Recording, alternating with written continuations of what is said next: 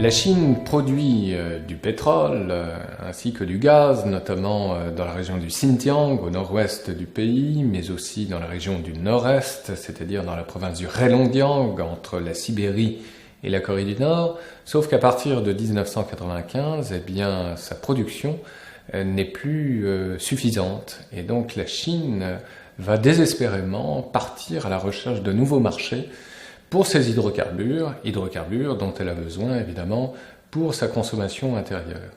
Ne pas sous-estimer cette extraordinaire surconsommation de la Chine, qui est encore une fois une grande puissance énergivore dans tous les sens du terme, puisqu'on le sait, les printemps arabes en 2011 sont pour partie liés à cette hausse exponentielle des prix dans le domaine de l'alimentaire. Donc les conséquences, évidemment, de la croissance chinoise sont de nature politique, on le sait, dans le monde méditerranéen. Mais ce qu'il faut rappeler aussi, c'est qu'à la suite de la disparition de l'Union soviétique en 1991, la Chine est partie aussi à la recherche de nouveaux partenaires, voire de nouvelles alliances.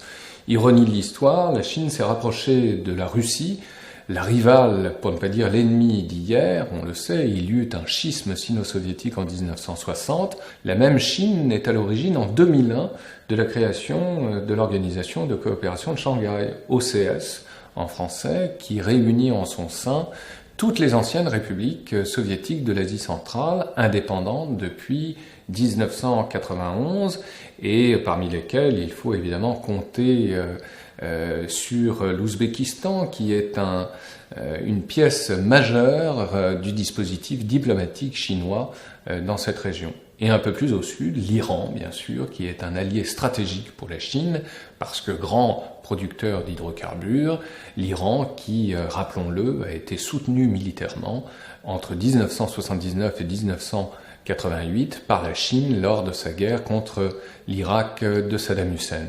Depuis lors également, pour assurer la sécurisation de ses approvisionnements énergétiques, la Chine a mis en place ce que l'on appelle dans le jargon des internationalistes un véritable collier de perles, c'est-à-dire des bases où les navires militaires chinois peuvent se ravitailler. Donc on voit bien que le dispositif tant diplomatique militaire de la Chine ne cesse de se déployer à la hauteur du globe. Eh bien, la Chine se doit de transformer radicalement son paradigme économique. Et ce paradigme économique, c'est aujourd'hui la création d'industries beaucoup moins polluantes, et c'est surtout la création d'une société de services de haute technologie, celle axée notamment sur les industries du numérique. Et la Chine est en passe de devenir très certainement un modèle dans ce domaine.